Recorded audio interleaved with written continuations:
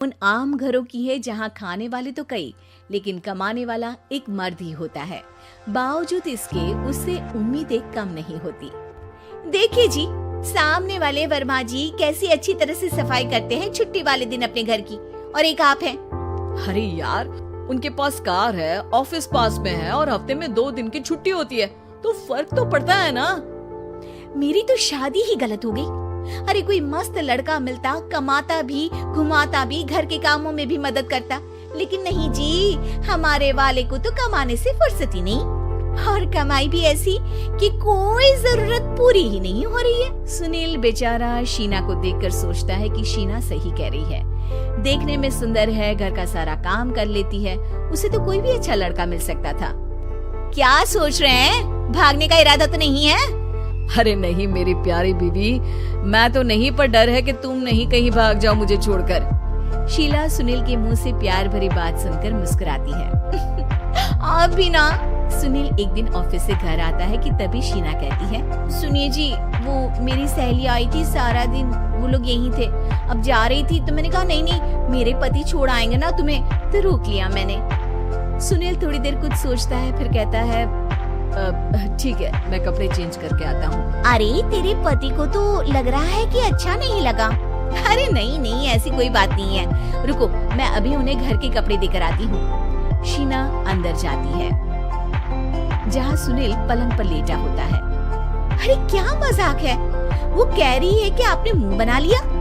सही तो कह रही है, सुबह से अब ऑफिस से लौटा हूँ, एक कप चाय का तो पूछा नहीं, 20 किलोमीटर जाओ और आओ, और फिर कल उसी टाइम पर ऑफिस। अरे यार, मुझे गाड़ी चलानी आती ना तो बोलती भी नहीं आपको, और कौन सा रिक्शा खींच कर जाना है आपको। सुनील अब क्या बोलता। रात देर से आता है और सो जाता है। अगले दिन शरीर दर्द हो रहा है। अरे तो मत जाओ ना ऑफिस, चलते हैं ना मार्केट घूमने, फिर पिक्चर देखेंगे और रात में खाना खाकर घर वापस। सुनील जब सारे दिन की थकान वाला शेड्यूल सुनता है तो वो सीधे सीधे ऑफिस के लिए तैयार हो जाता है। अब आए दिन शीना की डिमांड बढ़ती ही चली जाती है और सुनील उसको पूरा भी करता, लेकिन एक दिन, ए जी मेरा भाई आ रहा है, उसे 2 लाख रुपए की जरूरत है।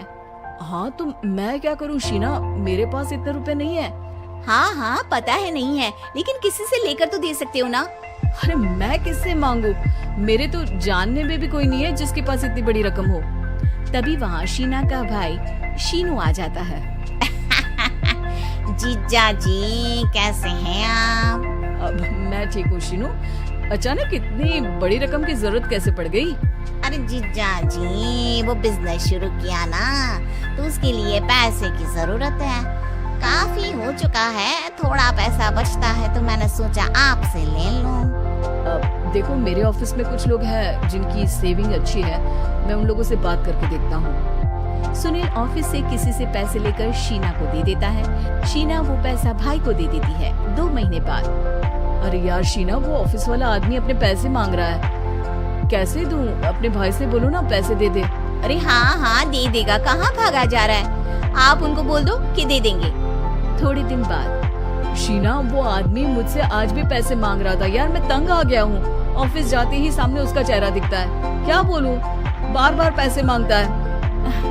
अच्छा मैं शीनू को फोन लगाती हूँ, बात करके देखती हूँ। शीना भाई को फोन करती है लेकिन वो फोन उठाता ही नहीं। लगता है भाई कहीं ऐसी जगह है जहाँ नेटवर्क की समस्या होगी।